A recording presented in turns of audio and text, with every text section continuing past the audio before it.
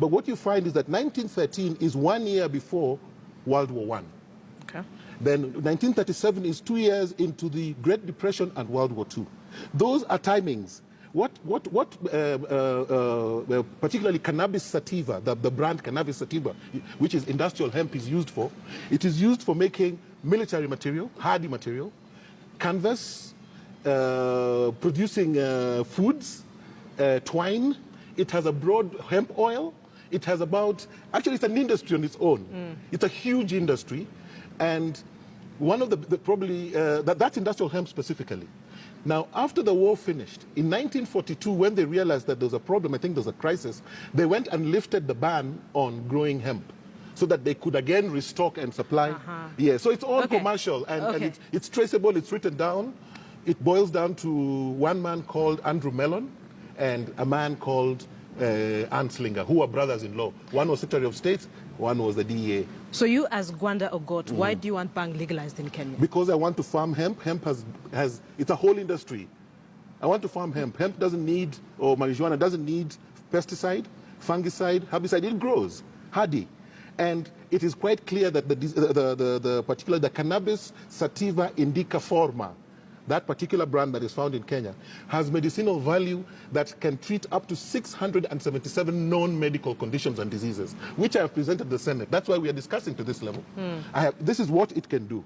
The leading researchers in the world today on medicinal marijuana is Israel, which legalized last month, Spain, and the US. And what are they saying? Oxford University just started a 10 million pound research center they're establishing this year. So why would it be that suddenly over 40 nations across the world are legalizing? Because it has medicinal value. Now that medicinal value, like in my home in Luoland, if a child is sick, we do not go, like say with measles, we don't go to the hospital. You get from the fence, chew it, put it in water, wash the child with, it goes. 2 days. I see the look on my face right now. You do that for a child? Yes, it's done. It's commonplace. You don't go to the hospital. It works. Okay. That's why it's called, in my language, Luo, it's called Yath. And in my mother's language, which is Luya, it's called Omsara. Both of them mean medicine. So one of the questions I posed to the Senate today is that there's a young language called English that says this is a narcotic drug. But in my mother tongue and in my father tongue, they say it's medicine. So who should I listen to? The logic of my ancestry, or this imported logic that has come with this, that came by a young language called English? Who should I listen to? Whose logic? Mine is ancestral, and it is based on biblical edict.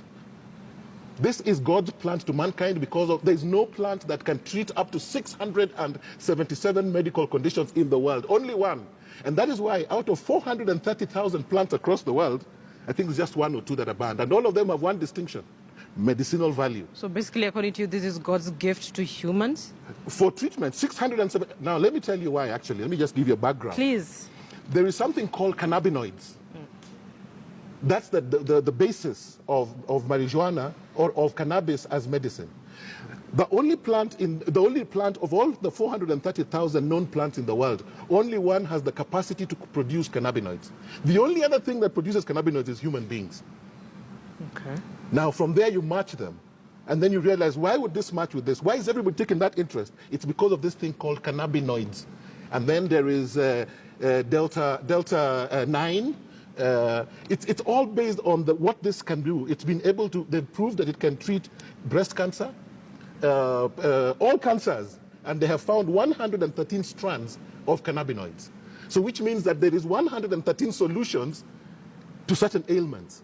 And the only thing is that we don't know. And the fact that we don't know doesn't mean we should condemn it. So what I did to actually deal with this thing like the cigarette that has been put here, this is really narrowing the debate. Okay. Yeah, it's narrowing. It's a bigger, broader thing. And actually very embarrassed when I went to the Senate and somebody asks me, have you smoked it? I think they deserve to be a little more respect in terms of from the leadership. When I go to the Senate, I'm a father. I have 6 and above children. And when I go there with sense. I'm not going there with to smoke. I mean, going there presenting, and then second, there's something this nation has to get used to, that we must have people in the nation who have the capacity to test what exists in terms of knowledge and to produce new knowledge. Our entire universities, most of them, more than 95%, are consumers of knowledge. They have their production challenged. They can't produce. Everybody says, I have read so much. And you ask him, who has read you? No one. Then you say that I have learned so much, but what have you produced? I have consumed, I have read who. So you're testing I'm your not testing, this is now fact. This, okay. I'm challenging this, the ban on marijuana, and I'm challenging anyone who has come up with any new information, because we are not setting precedents.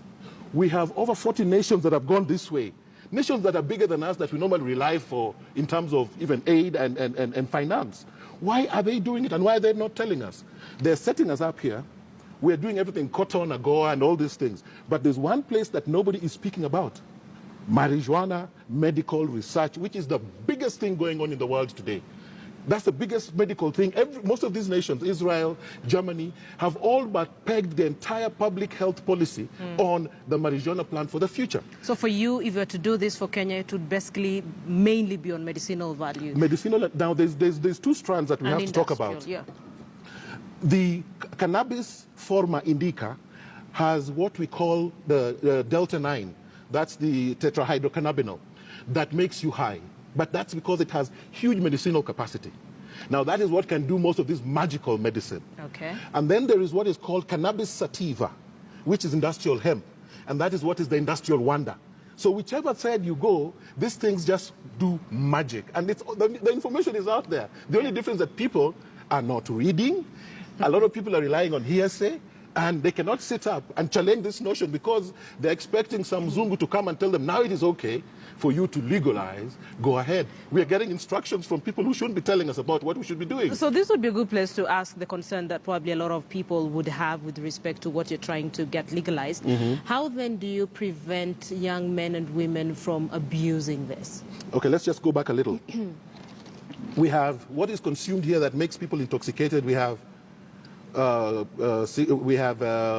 marijuana, alcohol, and the rest. Alcohol kills. What do we have? Regulation. You can't buy it at this time. You can't drink it at this time. Over 18. Regulate. No human being has the authority to ban any plant that God has put. No human being has that authority. Because every human being came here, found these things here, will die and leave them. So let's rationalize ourselves. What is it that we can do and what is it that we don't understand? About 2 years ago, I wrote a new theory on circumcision, telling people that it's based on water and sunshine. No TV station was ready to host that debate because it was so sound, and every organization I went to was giving me letters telling me that this is fantastic, this is the way to go. But nobody could talk about it. Now, today I've come up with this. Suddenly, everybody was challenging, shut up on the universal theory of circumcision, that where there is water, there is no circumcision. And where there is a shortage of water, there is circumcision. Okay. Now, here on this, marijuana just can treat, the cannabis sativa can provide building material and everything.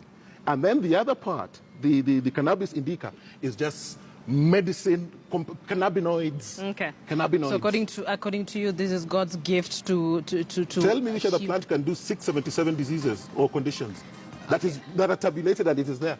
I'd have to do a lot of research. Yes, you have to. Yes, because there's people who have summarized this knowledge. Listen, Gwanda Agot, researcher and of course the petitioner behind the push to legalize the use of cannabis for medical and industrial use in Kenya, sir. Thank you so much for speaking to us on KTN Prime. Thank you. This is a conversation probably that will not end here. This is a conversation that we need to pick up in the coming days. But thank you for spending time with us and speaking to us on KTN Prime. It was nice being here. People, you're watching KTN Prime. Thank you so much for watching. Remember, that conversation I've just had with Gwanda is the basis of a big question tonight. We're asking you, do you support Gwanda's petition to